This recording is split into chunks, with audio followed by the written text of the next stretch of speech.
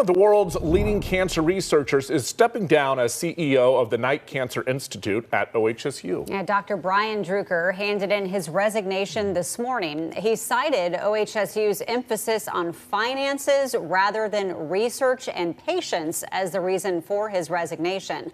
Our own Ken Body spoke with Dr. Druker this afternoon about the decision. So, Ken, will Dr. Druker stay at OHSU? Yes, he'll still be at OHSU, just not as the CEO of the Knight Cancer Institute.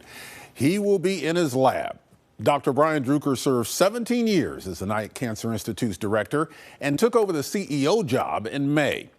Under his leadership, OHSU raised $500 million in donations in the Knight Cancer Challenge that matched what Nike founder Phil Knight and his wife Penny gifted, building a lab and a research center at Portland's South Waterfront. Dr. Druker is a pioneer in the world of cancer research. He developed the cancer drug Gleevec, which revolutionized the treatment of leukemia.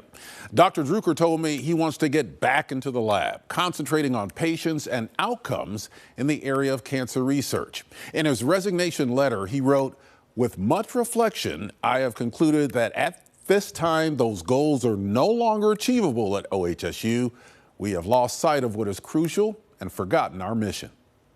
People that are on the front lines care deeply about our patients. But I think at the leadership level, we've forgotten about that and put too much focus on the finances of our institution. And I want to just make sure we get back to what's our vision? How are we going to advance patient care? How are we going to do things that are going to make the lives of the people that live and work in Oregon better? Dr. Druker's resignation comes at a tough time for OHSU. They've had big layoffs.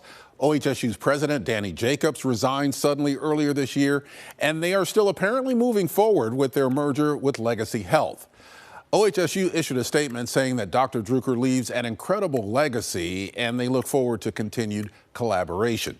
Now, according to Dr. Druker, a search is already underway for his successor, but it is a big blow to the leadership of the Knight Cancer Institute and the overall leadership of OHSU. Yeah, and with that possible merger, it just seems a little chaotic. There's a lot going on there. Okay. On Pill Hill. Yeah, on Pill Hill. Thanks, Ken. Yeah.